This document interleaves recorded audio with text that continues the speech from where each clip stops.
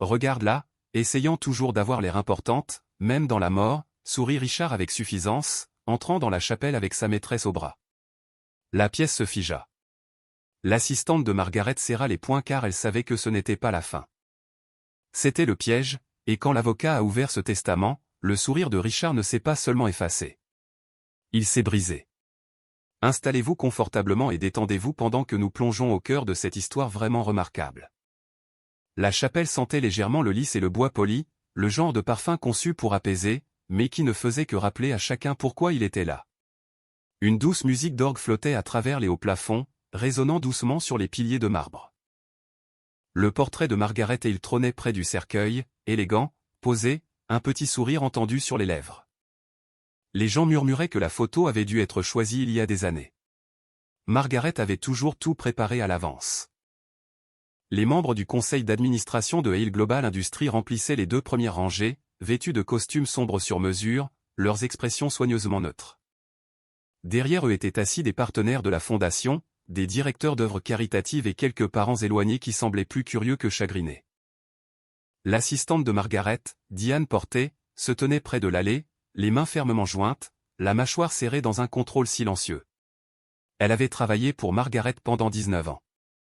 Elle connaissait la différence entre le chagrin et l'insulte. Les lourdes portes de la chapelle s'ouvrirent, toutes les têtes se tournèrent. Richard il entra comme s'il arrivait à un dîner d'entreprise plutôt qu'aux funérailles de sa femme. Son costume était impeccable, sa posture droite, son expression composée d'une manière qui semblait répéter. Mais ce n'est pas ce qui a déclenché les murmures. C'était la femme à ses côtés.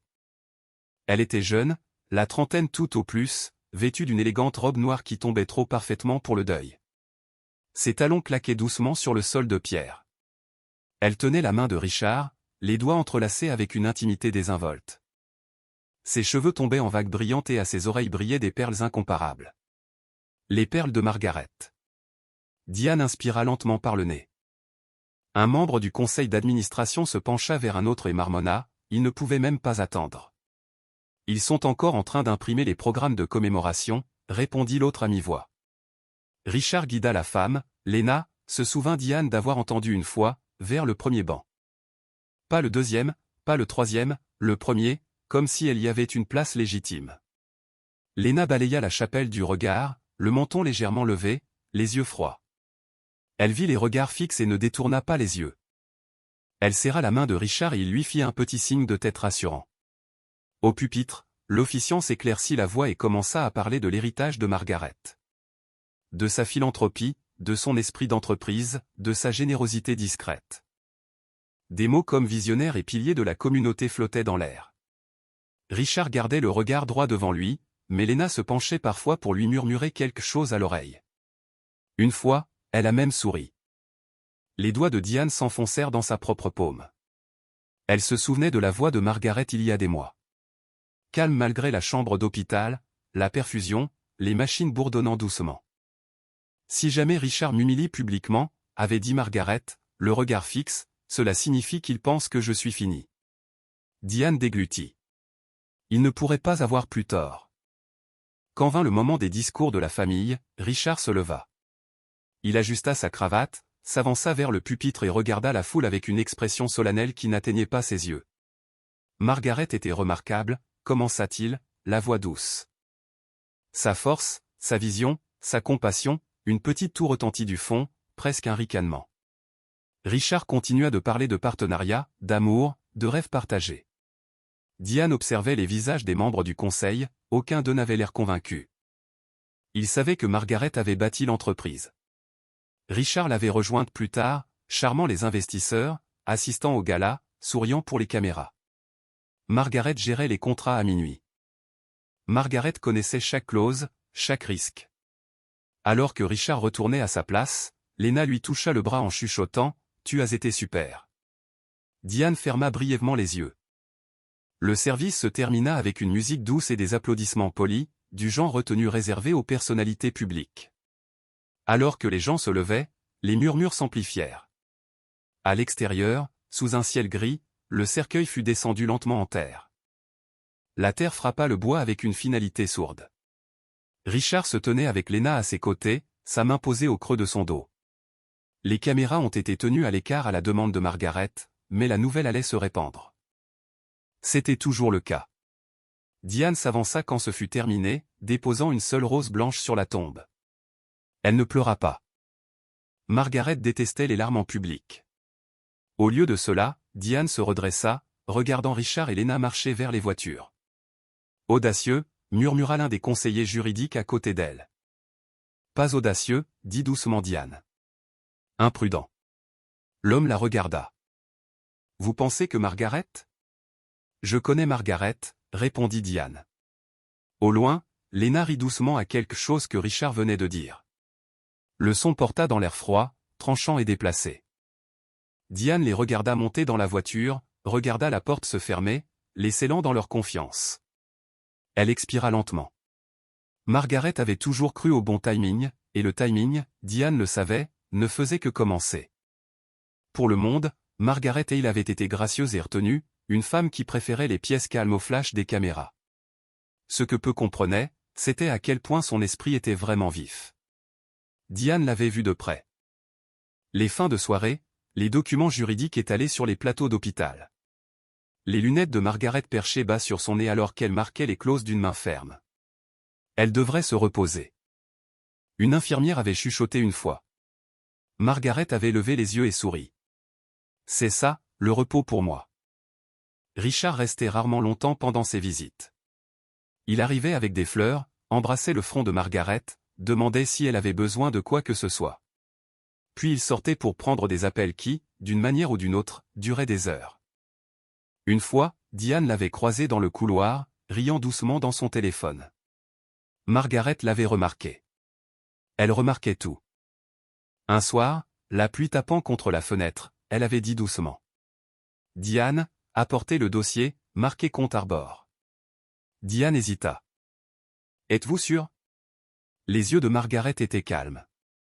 Très. À l'intérieur se trouvaient des relevés, des transferts, des réservations d'hôtels, des cadeaux, petits au début, puis plus importants. Un schéma. Il pense que le secret consiste à se cacher, avait murmuré Margaret. Il s'agit de comprendre comment les gens bougent quand ils croient que personne ne regarde. Vous pourriez le confronter, avait dit Diane, et obtenir quoi? Les excuses sont une monnaie d'échange émotionnelle. Je préfère les monnaies légales. Margaret avait commencé à rencontrer M. Caldwell discrètement. 3 fois au cours de l'année, chaque fois des changements ont été apportés. Les structures de fiducie ajustées, des mécanismes de contrôle insérés. Des conditions élaborées avec une précision chirurgicale. Il vous sous-estimera, avait prévenu doucement Caldwell. Margaret sourit. Il l'a toujours fait. Elle n'a jamais élevé la voix à propos de Lena, ne l'a jamais mentionnée par son nom. Mais une fois, regardant les lumières de la ville, elle avait dit, l'infidélité ne me brise pas être sous-estimée, oui. Maintenant, après les funérailles, Diane était assise dans le bureau vide de Margaret. La chaise gardait encore le léger parfum de son parfum. Le bureau était impeccable, comme toujours. Diane passa ses doigts sur le bois poli. Richard entra sans frapper. Nous devrons discuter de la transition, dit-il brusquement. Diane se leva. Bien sûr. Il regarda autour de lui. Étrange n'est-ce pas, tout cela semble irréel. Elle croisa son regard. Vraiment? Il ignora le ton. Le conseil s'attendra à une direction. Je m'en occupe. Diane hocha lentement la tête. L'avocat a demandé que tout le monde se réunisse cet après-midi. Pour les formalités, dit Richard avec désinvolture. Margaret m'a tout laissé. Elle l'a toujours dit. Diane ne dit rien. Richard eut un sourire mince. Vous aurez toujours votre rôle, Diane. Margaret appréciait la loyauté. J'en suis consciente, répondit-elle. Il se retourna pour partir, puis s'arrêta. Et gardons les questions personnelles en dehors du lieu de travail. Elle soutint son regard. Margaret l'a toujours fait. Quand il partit, Diane se rassit, les mains fermes maintenant. Elle ouvrit son téléphone et envoya un message à M. Caldwell. Il croit qu'il a le contrôle. La réponse arriva quelques instants plus tard, comme prévu. Lena n'avait jamais aimé les hôpitaux. Trop de blancs, trop d'attentes. Les funérailles, cependant. Elle pouvait gérer ça. Elle parlait de fin et de début. Richard lui avait dit que tout allait changer maintenant. Plus de secrets. Plus d'attentes dans les chambres d'hôtel. Tu mérites mieux, avait-il dit, en lui repoussant les cheveux. Margaret comprenait les affaires, pas l'amour. Lena le croyait. Pourquoi ne le ferait-elle pas? Il l'emmenait dans des dîners privés, lui achetait des cadeaux, parlait de futures maisons, de vacances, d'une vie où elle n'aurait pas à regarder par-dessus son épaule. Aux funérailles, elle portait les perles délibérément. Richard les lui avait données il y a des mois. Elle ne les porte jamais, avait-il dit. Un gaspillage de beauté. Maintenant, assise dans le hall de l'avocat, elle remarquait la tension dans la pièce. Diane se tenait près du mur, l'expression illisible. Les membres du conseil chuchotaient. Richard lui serra la main. Détends-toi, ce n'est que de la paperasse. L'avocat, M. Caldwell, entra avec un fin dossier. Il avait l'air plus vieux que ce à quoi Lena s'attendait. Les yeux vifs derrière ses lunettes. Il salua poliment l'assemblée, puis commença à lire des legs mineurs. Des dons, des primes au personnel, des fondations financées. Lena n'écoutait plus, imaginant les futures rénovations, le pantouse promis par Richard. Elle se pencha vers lui. Quand partons-nous pour Milan? Bientôt, murmura-t-il. Caldwell fit une pause, levant les yeux. Avant de continuer, Madame Hale a demandé que tous les bénéficiaires soient présents. Son regard se posa brièvement sur Lena. Son sourire vacilla. Richard fronça les sourcils. Nous sommes tous là. Caldwell hocha la tête. Bien. La pièce parut soudain plus petite, l'air plus lourd. Caldwell ouvrit une enveloppe scellée. Madame Hale a laissé une déclaration personnelle à verser au dossier. Richard soupira. Est-ce nécessaire? Très, répondit calmement Caldwell. Il commença à lire. Les mots de Margaret étaient précis, sans émotion, des dates, des lieux. Des transferts financiers liés à des comptes que Richard croyait cachés. Le nom de Lena apparut une fois, nom légal complet. Le souffle de Lena se bloqua. Richard, murmura-t-elle. Il se leva brusquement. C'est scandaleux. Caldwell soutint son regard furieux. Tous les dossiers ont été vérifiés et notariés. Des murmures remplirent la pièce. Diane regardait, le visage calme. La voix de Margaret portait à travers le papier et l'encre continuait, parlant de confiance, de responsabilité, de prévoyance, pas de colère, seulement de clarté. Quand Caldwell eut terminé, le silence s'installa. La confiance de Richard s'était fissurée juste un peu. Lena fixait le sol, les perles soudain lourdes à ses oreilles. À l'extérieur, la lumière de l'après-midi filtrait à travers les hautes fenêtres, calme et indifférente. À l'intérieur, la vérité siégeait tranquillement entre eux, indéniable et complète. Le silence après que Caldwell eut fini de lire la déclaration de Margaret ne ressemblait pas à une pause. Il ressemblait à un verdict. Personne ne se précipita pour le combler. Même l'air semblait s'immobiliser, comme si la pièce elle-même attendait de voir ce que Richard ferait quand le monde cesserait de le croire.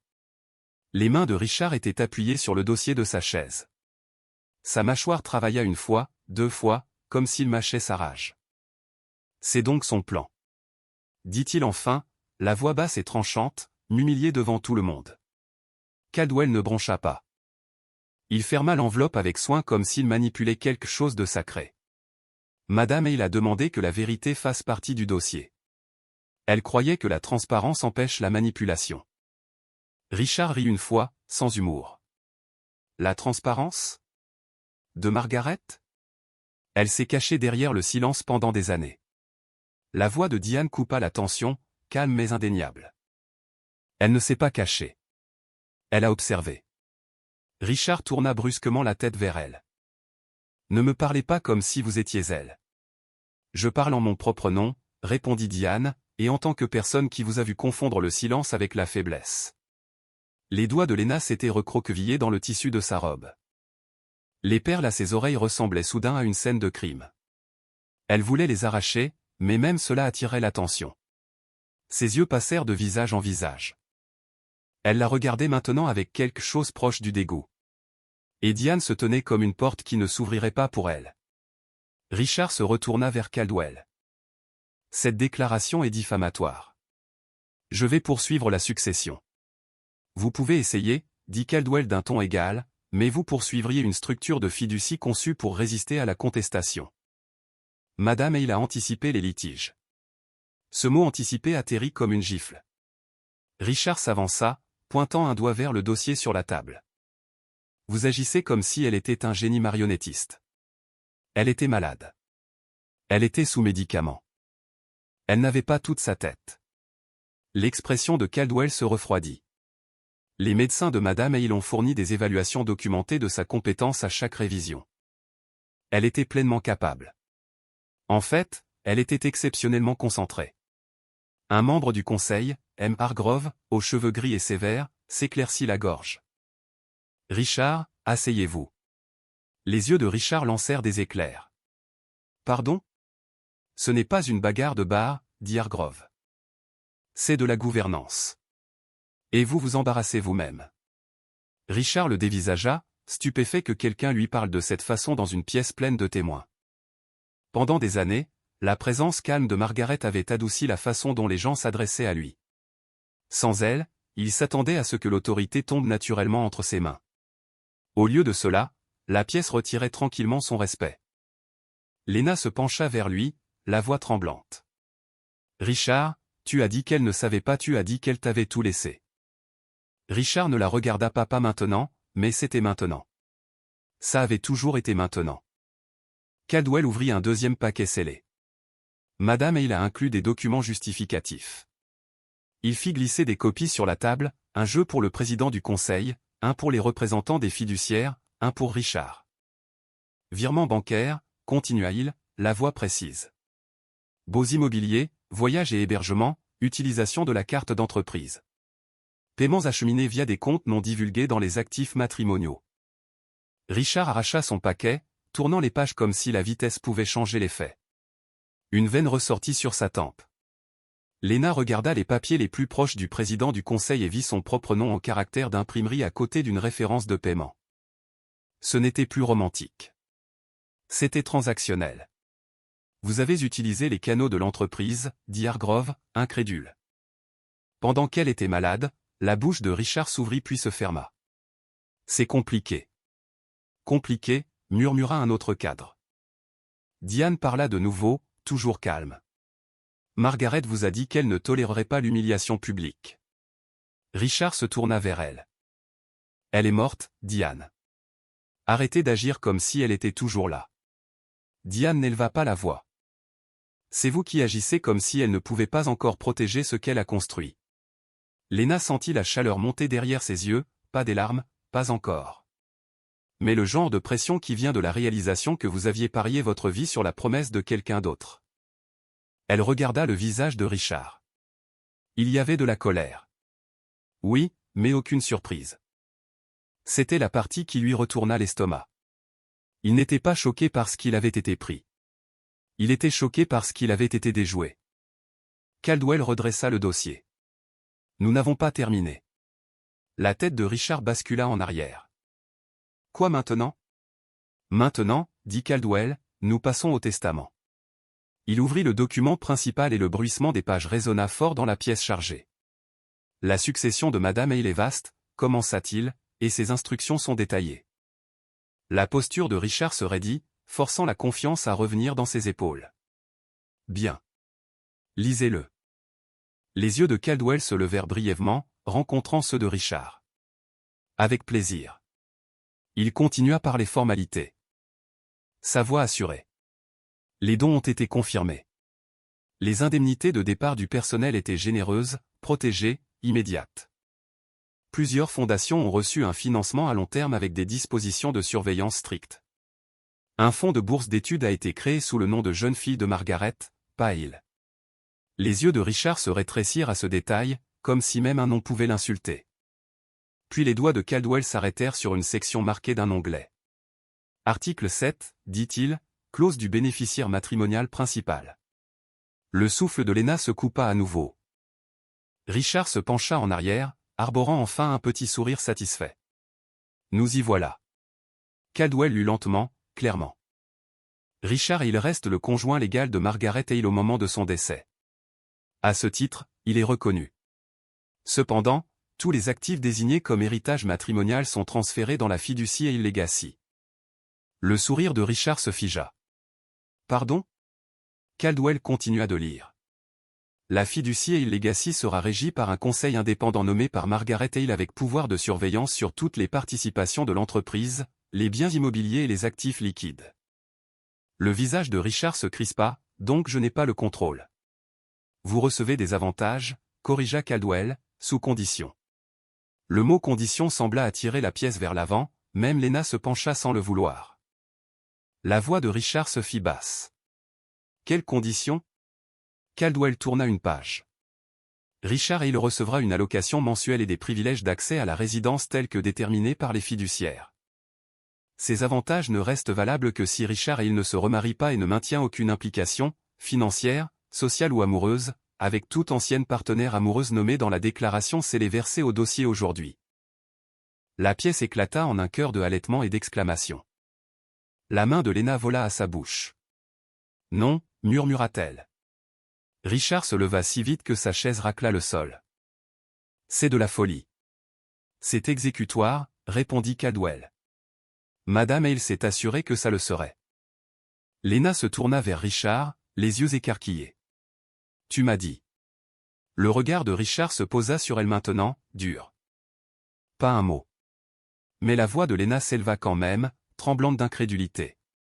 Tu as dit qu'elle t'avait tout laissé. Tu m'as promis que tu étais libre. Tu m'as promis que nous serions ensemble. Tu m'as promis que tu m'épouserais.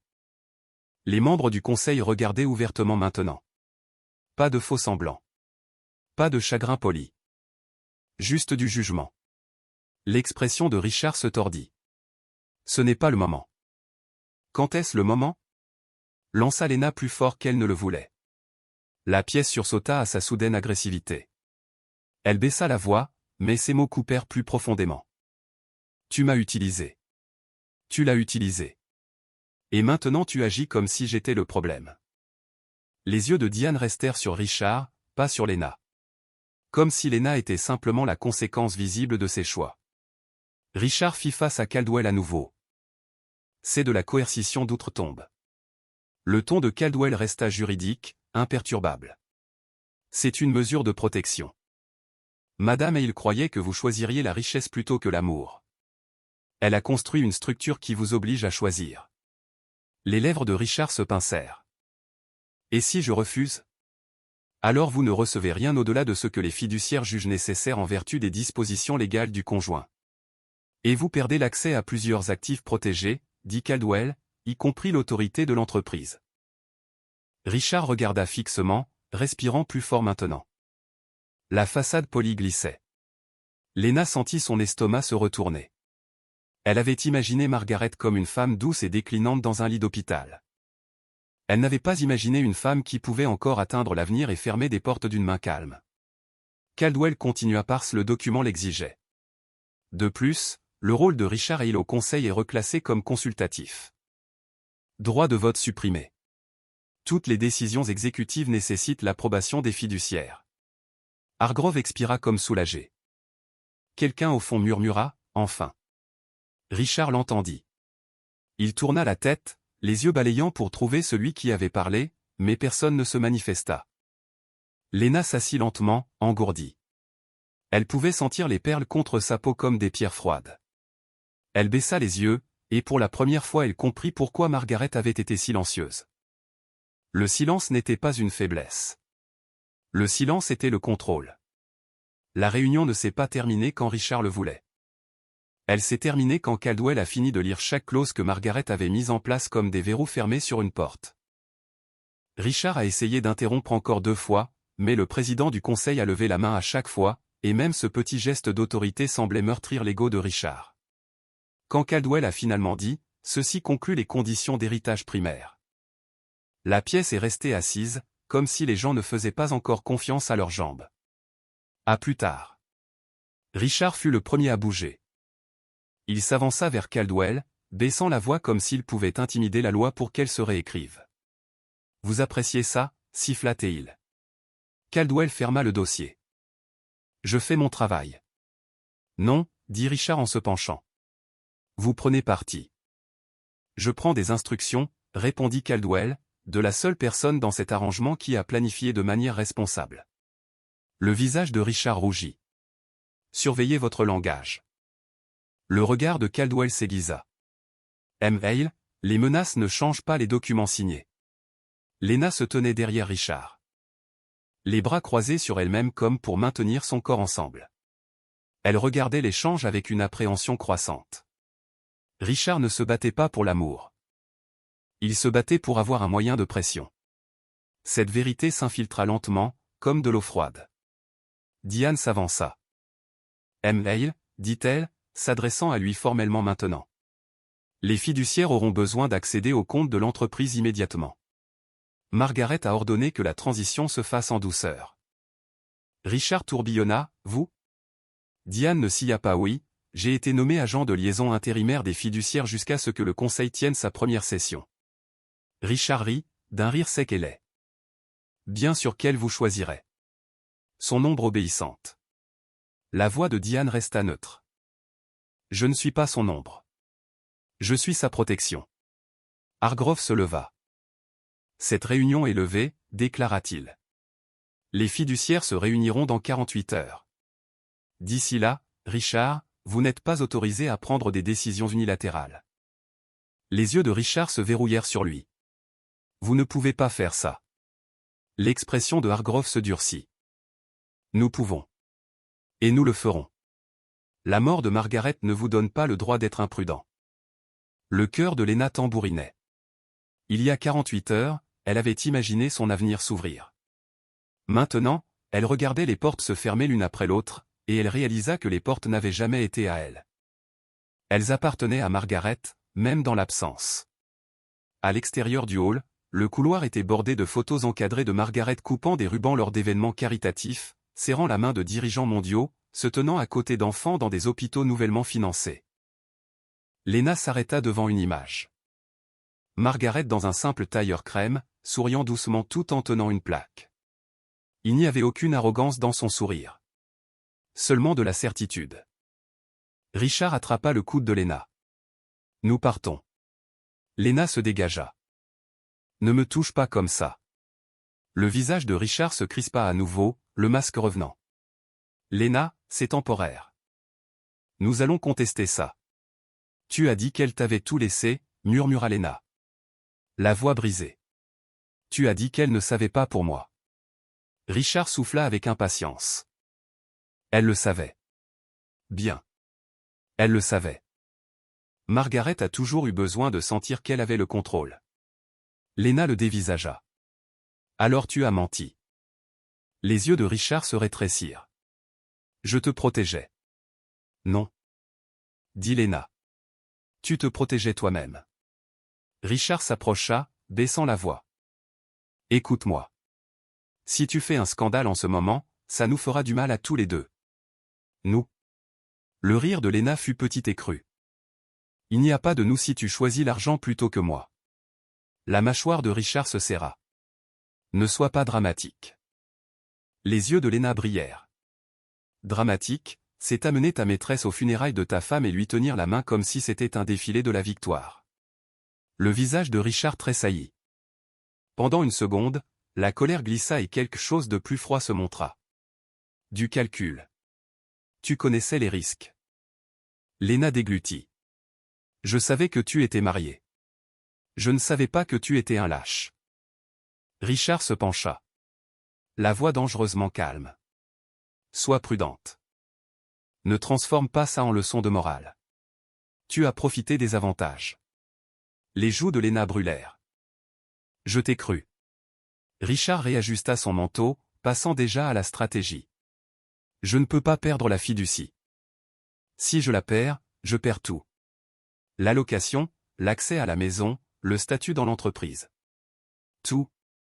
Et si tu la gardes, dit lentement Lena, tu me perds. Richard ne répondit pas immédiatement. Son silence était une réponse suffisante.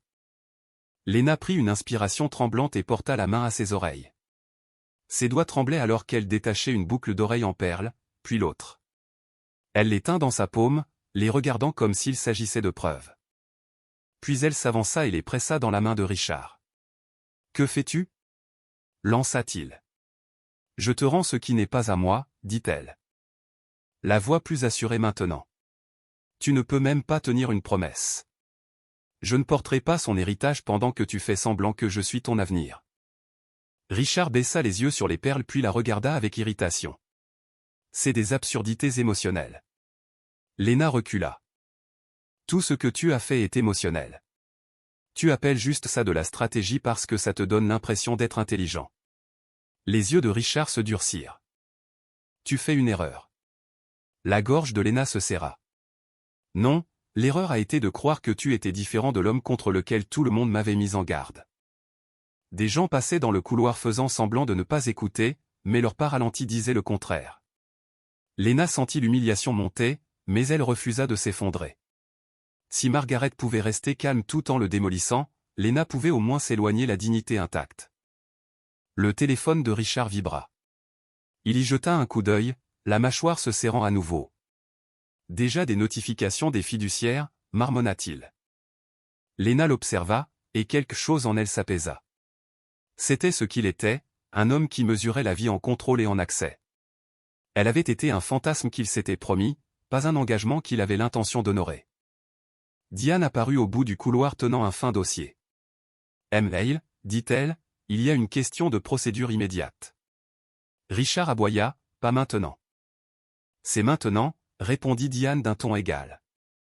Les fiduciaires exigent des signatures pour sécuriser les comptes de l'entreprise. Margaret a intégré ce processus pour empêcher les mouvements d'actifs pendant la transition. Le visage de Richard pâlit. « Vous me mettez sur la touche. » « Nous protégeons la succession, » corrigea Diane, « contre l'impulsivité. » Les yeux de Richard passèrent sur Léna, puis s'en détournèrent, comme si elle était déjà hors de propos. « Bien, faites-le. » Diane tendit le dossier. « Signé. » Richard attrapa le stylo d'une main crispée, griffonnant son nom comme si ça faisait mal. Quand il eut fini, Diane reprit le dossier sans triomphe, sans émotion, seulement de l'efficacité. Richard la regarda, la voix amère. « Vous pensez avoir gagné ?» Diane soutint son regard. « Margaret n'a pas construit cela pour gagner. Elle l'a construit pour que ça ne s'effondre pas. » Richard se moqua. Elle est partie. L'expression de Diane ne changea pas et pourtant, nous sommes tous là, à suivre encore ses instructions. Léna ressentit un frisson. Elle réalisa que Margaret avait fait quelque chose de plus grand que de les punir. Elle avait exposé la vérité en public, l'avait scellée à l'encre légale, et s'était assurée qu'aucune quantité de charme ne pourrait la réécrire. Richard se détourna, se dirigeant déjà vers la sortie, serrant les perles dans son poing comme un rappel de ce qu'il ne pouvait pas contrôler. Léna resta immobile un moment, puis marcha dans la direction opposée. Pas pour le poursuivre. Pas pour supplier. Juste pour s'éloigner. La première session des fiduciaires eut lieu dans la suite de conférences privées de Margaret, au dernier étage du siège social de Hale Global.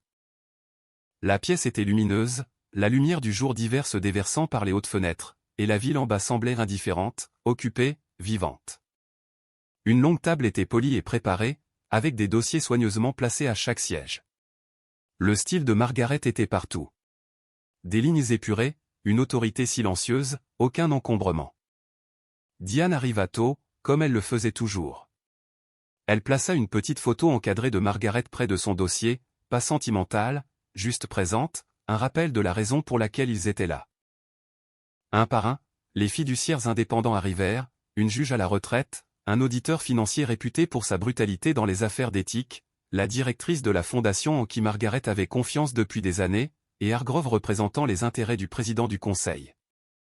Ils parlèrent à voix basse, échangeant de brèves salutations, puis s'assirent. Caldwell entra le dernier, portant les documents officiels. Il fit un signe de tête à Diane. « Prête ?» La voix de Diane était douce, mais ferme. « Oui. » La porte s'ouvrit à nouveau. Richard entra, comme s'il se forçait à ne pas montrer d'irritation. Son costume était toujours parfait, mais sa confiance avait maintenant une fine fissure, une tension autour des yeux qu'aucune coupe sur mesure ne pouvait cacher. Il s'assit sans saluer personne, tapotant ses doigts une fois sur la table. Hargrove commença. C'est la première session de la Fiduciary Legacy. Nous sommes ici pour établir une gouvernance immédiate et confirmer les rôles intérimaires. Richard se pencha en arrière. Passons la cérémonie. J'ai besoin de comprendre ce que je suis autorisé à faire. La juge à la retraite, Madame Alvarez, le regarda calmement. Vous êtes autorisé à coopérer. Les lèvres de Richard se pincèrent. L'auditeur, M. Singh, ouvrit un dossier.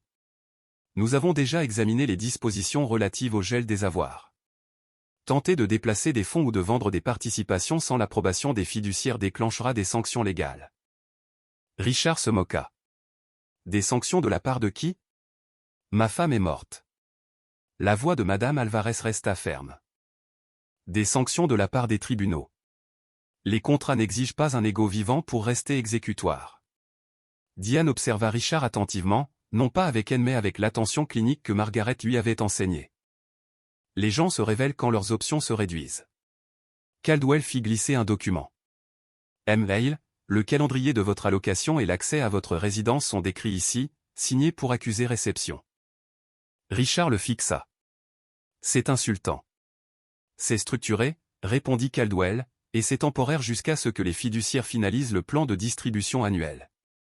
Les doigts de Richard se crispèrent sur le bord du papier. Et si je refuse de signer?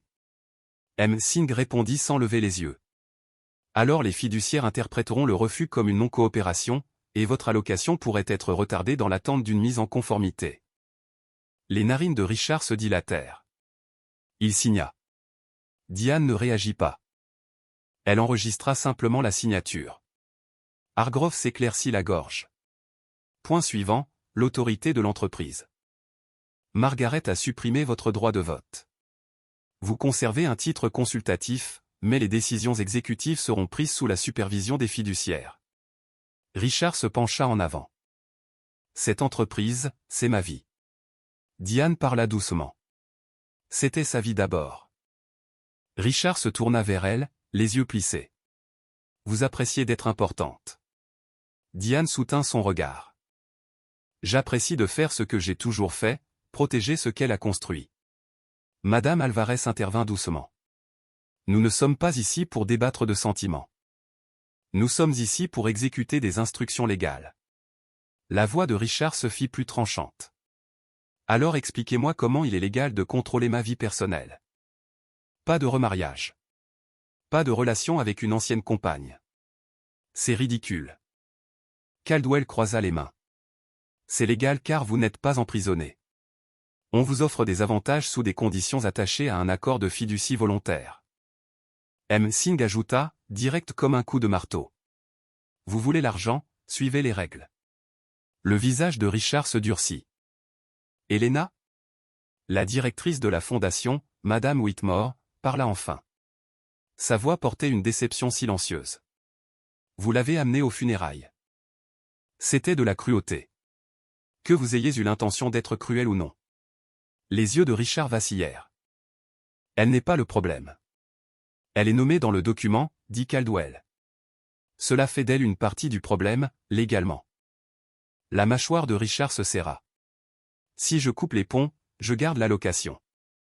Oui, confirma Caldwell.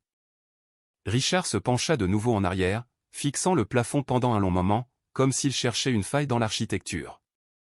Puis il expira. Très bien. Diane l'étudia. Très bien quoi? Les yeux de Richard tombèrent sur elle. Très bien. Je ferai ce qui est requis. Il n'y avait aucun chagrin dans sa voix. Aucun regret. Seulement du calcul. Madame Alvarez hocha la tête. Bien. Alors nous continuons. La réunion parcourut les détails de la gouvernance. Les affectations de contrôle intérimaire, la surveillance des comptes, la continuité opérationnelle. Les cadres de Hale Global feraient rapport aux fiduciaires par l'intermédiaire de Diane.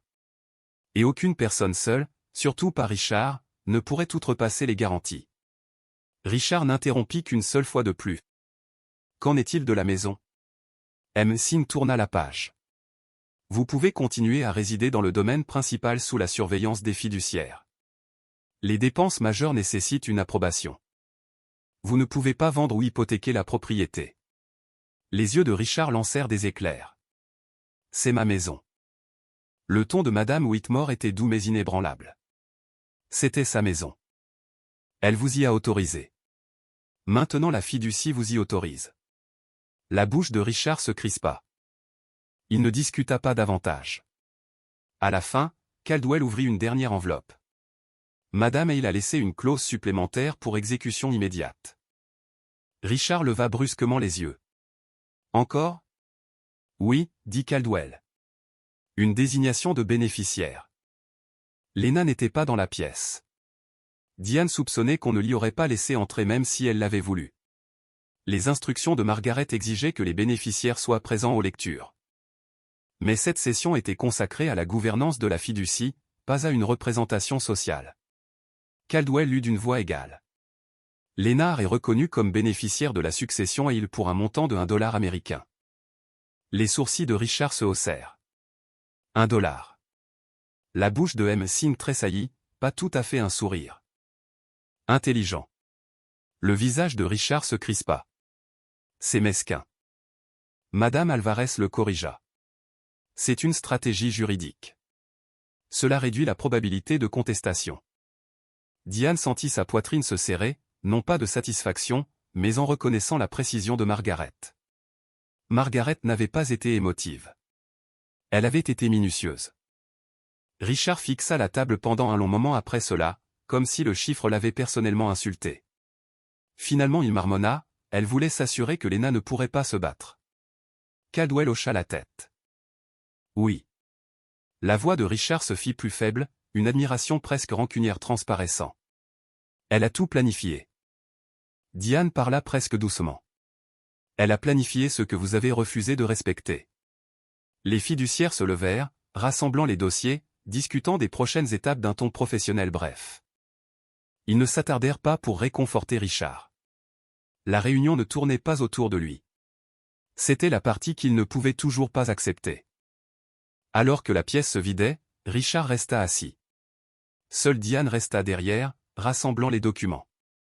La voix de Richard s'éleva, basse. Pensez-vous qu'elle m'ait aimé un jour? Diane fit une pause. Elle le regarda, non pas avec douceur, non pas avec cruauté, avec vérité. Elle a aimé la version de vous qu'elle espérait que vous deviendriez, mais elle a fait confiance à la version de vous que vous n'arrêtiez pas de choisir. La gorge de Richard bougea comme s'il avalait quelque chose d'amer. Vous la faites passer pour une sainte. Je ne le fais pas, répondit Diane. Margaret n'était pas parfaite. Elle était lucide. Richard se leva, lissant son costume comme si le geste pouvait restaurer son contrôle.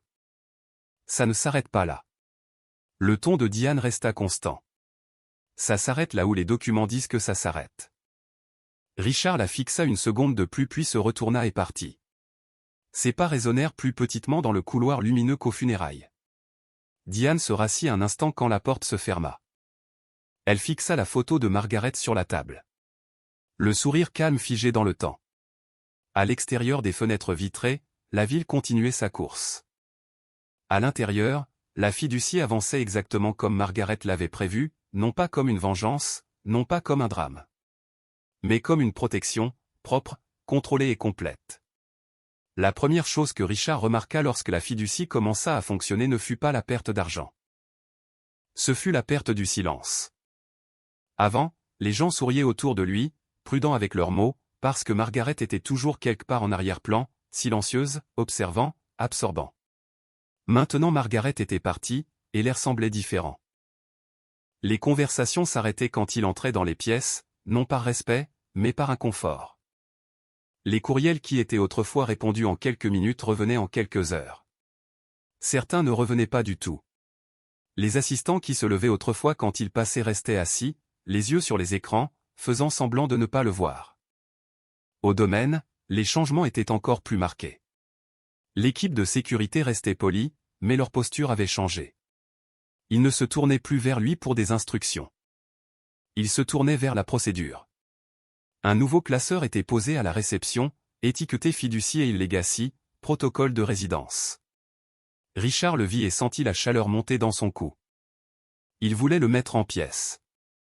Au lieu de cela, il passa devant comme s'il n'existait pas dans la cuisine, la gouvernante en chef Madame Brandt l'accueillit avec le même ton professionnel qu'elle utilisait toujours. Bonjour, M. Hale.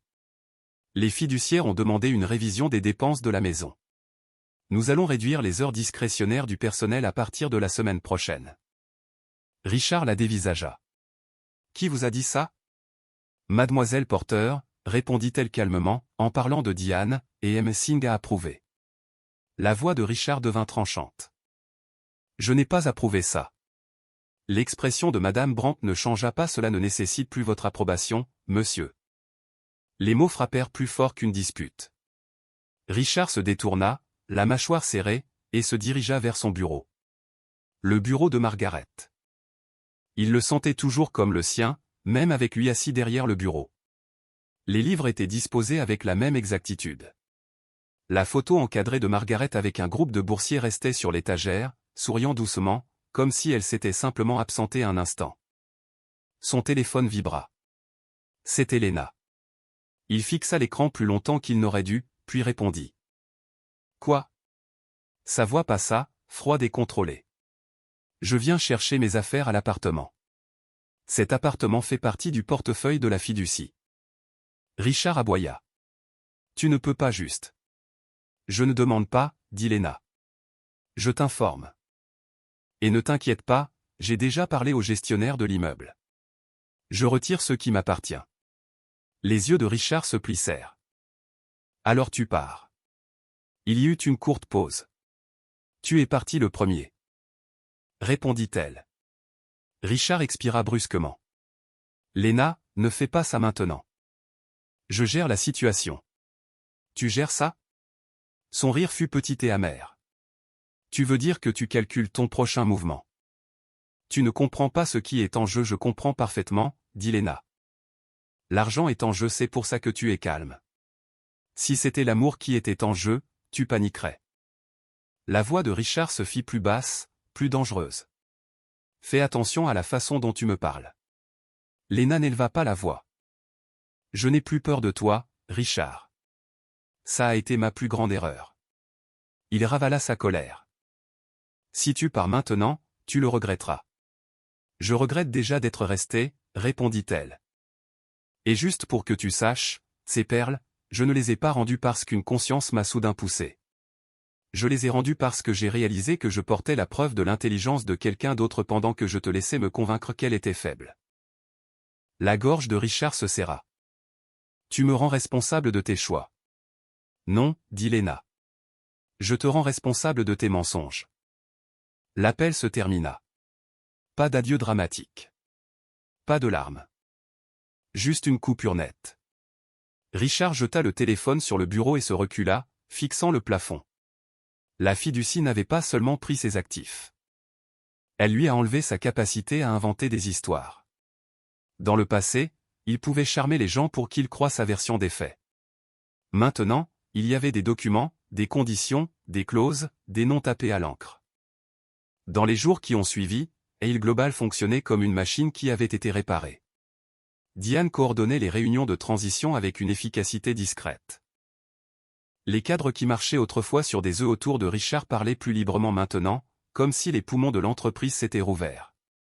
Lors d'une réunion, la directrice financière, Mademoiselle Laurent, a présenté les projections trimestrielles avec une confiance inhabituelle. Les coûts d'exploitation se sont stabilisés, a-t-elle dit. Nous avons supprimé les dépenses inutiles liées à l'entretien de l'image. Richard savait ce qu'elle voulait dire. Les jets privés pour les week-ends, les retraites de luxe étiquetées relations avec les investisseurs. Des paiements qui n'avaient rien à voir avec la croissance réelle de l'entreprise. Margaret les avait tolérés trop longtemps, espérant qu'ils mûriraient. Maintenant, la fiducie les supprimait proprement. Richard interrompit, la voix brève.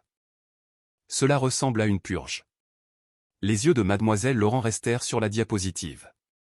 C'est une correction. Diane parla, calme comme toujours. Margaret voulait que l'entreprise soit protégée des décisions de style de vie. Richard se pencha en avant, et vous appréciez ça aussi. Diane soutint son regard. J'apprécie la stabilité. Vous confondez cela avec une victoire personnelle parce que vous ne comprenez le pouvoir qu'en termes de victoire. La pièce devint silencieuse, mais personne ne le défendit. C'était nouveau. Après la réunion, Richard rattrapa Hargrove dans le couloir. « Je veux une conversation privée. » Hargrove ne ralentit pas, nous n'en avons plus de celle-là. « Vous allez laisser une assistante diriger l'empire de ma femme, » insista Richard. « Elle ne le dirige pas, » répondit Hargrove. « Elle exécute une structure que Margaret a conçue. Et si tu veux de l'honnêteté, Richard, la plupart d'entre nous sommes soulagés. » Le visage de Richard se crispa. « Soulagé ?» Hargrove s'arrêta, se tournant complètement maintenant. « Margaret t'a porté. Nous le savions tous. Nous faisions semblant parce que c'était plus facile. Maintenant nous n'avons plus à le faire. » Richard resta figé une seconde, puis força un rire. « Je te manquerai quand les investisseurs commenceront à poser des questions. » L'expression de Hargrove resta plate. « Les investisseurs posent moins de questions maintenant. Ça devrait te dire quelque chose. » Au domaine ce soir-là, Richard se versa un verre dans la cuisine, quelque chose qu'il n'avait pas fait là-bas depuis des années. Margaret n'aimait pas l'odeur de l'alcool dans la maison. L'ironie lui en fit verser davantage. Il se tenait près de la fenêtre, regardant les lumières à l'extérieur, réalisant que l'absence de Margaret ne créait pas le chaos. Elle créait de l'ordre. Sa vie rétrécissait, non pas parce qu'elle le punissait émotionnellement, mais parce qu'elle avait supprimé l'espace où il pouvait se cacher. Et pour la première fois depuis les funérailles, Richard ressentit quelque chose proche de la peur. Pas d'être pauvre, pas d'être seul, mais d'être exposé comme exactement ce qu'il avait toujours été. 2 semaines plus tard, Caldwell demanda une réunion privée avec Richard. Pas au bureau, pas au domaine. Au propre cabinet de Caldwell, dans une petite salle de conférence sans portrait, sans luxe, sans performance. Juste une table, 2 chaises et une épaisse enveloppe placée soigneusement au centre comme un objet ayant un poids. Richard arriva avec 10 minutes de retard exprès, comme si la ponctualité suggérait le respect. Caldwell ne fit aucun commentaire. Il fit simplement un geste pour que Richard s'assoie.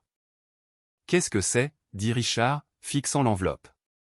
Caldwell croisa les mains. « Une lettre que Madame Hale m'a chargé de vous remettre après la première session des fiduciaires. » La bouche de Richard se crispa. « Encore des règles ? » « Non. » répondit Caldwell.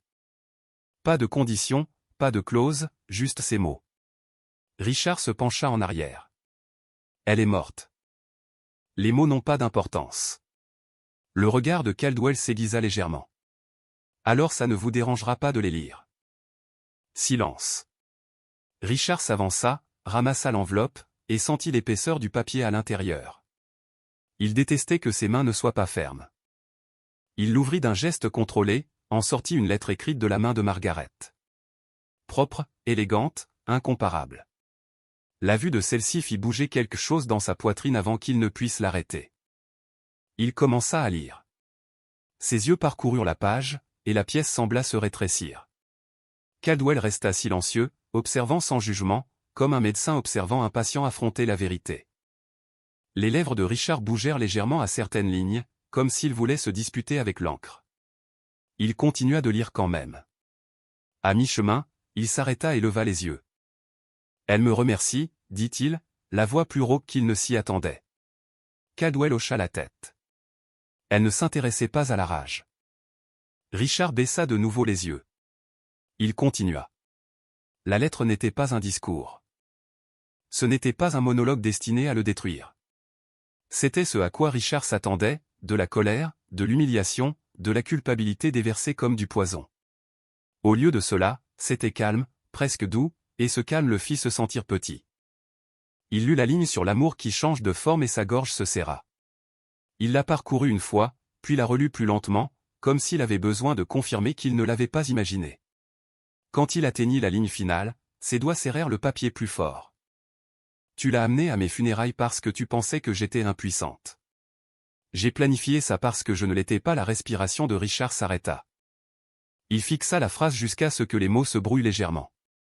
Puis il abaissa le papier lentement, comme si le poser trop vite allait briser quelque chose. Caldwell parla doucement. « Elle a demandé que je vous dise une chose de plus. » Richard ne leva pas les yeux. « Quoi ?» La voix de Caldwell était assurée, mais pas cruelle. Elle a dit, il essaiera de se convaincre que j'ai fait ça parce que j'étais jalouse. S'il vous plaît, rappelez-lui que ce n'a jamais été de la jalousie. C'était de la responsabilité. Richard laissa échapper un petit rire qui sonnait comme une douleur. Responsabilité, répéta-t-il. Oui, dit Caldwell. Envers son travail, envers ses fondations, envers les personnes qui dépendaient des systèmes qu'elle avait construits. Richard se recula, la lettre toujours dans ses mains, donc je n'étais qu'un obstacle. Caldwell choisit ses mots avec soin. Vous étiez un facteur de risque, et elle vous a atténué. Les yeux de Richard se levèrent, perçant à nouveau. Vous vous entendez? Vous parlez de moi comme si j'étais un virus.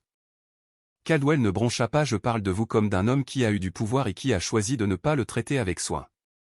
Richard le dévisagea, puis détourna le regard, la mâchoire serrée. Pendant un moment, la pièce fut silencieuse, à l'exception du faible bourdonnement de la climatisation. Le regard de Richard dériva vers la fenêtre, vers la rue ordinaire à l'extérieur, des gens marchant avec des cafés et des parapluies, des vies qui ne tournaient pas autour de son nom. Vous savez quelle est la pire partie, dit soudainement Richard. Caldwell resta silencieux. La voix de Richard baissa. Elle n'a même pas eu besoin de crier. Elle n'a pas eu à supplier.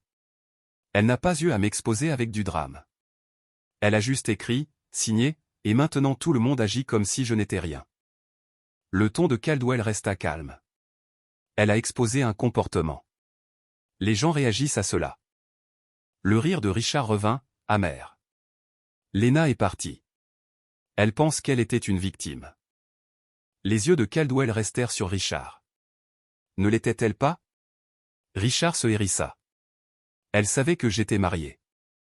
Et vous saviez que vous étiez marié, répondit Caldwell, pourtant vous avez choisi de vous comporter comme si les vœux étaient optionnels. La bouche de Richard s'ouvrit, puis se ferma. Il baissa de nouveau les yeux sur la lettre de Margaret comme s'il espérait trouver une faille dans l'écriture. Que se passe-t-il maintenant? Demanda Richard, plus bas. Caldwell répondit simplement. La fiducie continue. Les fondations continuent. Aile Global continue. Votre allocation continue si vous vous conformez. Votre réputation dépendra de la façon dont vous vous comporterez à l'avenir. Les yeux de Richard se plissèrent. Donc je suis censé bien me comporter et être reconnaissant? Caldwell soutint son regard. Vous êtes censé vivre dans la réalité que vous avez contribué à créer. Richard fixa la lettre une dernière fois, puis la plia soigneusement, trop soigneusement, et la glissa à nouveau dans l'enveloppe. Il se leva. Gardez vos conseils. Caldwell ne se leva pas, ce n'était pas un conseil. C'était une livraison. Richard sortit avec l'enveloppe à la main, les épaules tendues, le visage contrôlé. Mais dès qu'il atteignit le parking, son sang-froid vacilla une seconde. Il s'arrêta à côté de sa voiture, fixant l'enveloppe comme si elle était plus lourde que le papier ne devrait l'être. Il ne l'a pas déchirée. Il ne l'a pas jetée. Il la plaça dans la poche intérieure de son manteau et partit dans une ville qui n'ajustait plus son rythme pour lui. À la fin du mois, le récit public avait changé, même sans caméra ni gros titre. Cela s'est passé comme changent les vraies réputations. Par le biais des salles de réunion, des rencontres de donateurs, des conversations privées, et des choix discrets des gens qui arrêtaient de protéger l'image de quelqu'un. Aile Global a publié son rapport annuel de fondation, et les chiffres étaient meilleurs que prévu. Les allocations de financement étaient plus claires. Le gaspillage administratif avait chuté. De nouveaux boursiers ont été annoncés. Un projet de rénovation d'une aile d'hôpital, suspendu depuis des mois sous l'examen des coûts de Richard, a avancé immédiatement.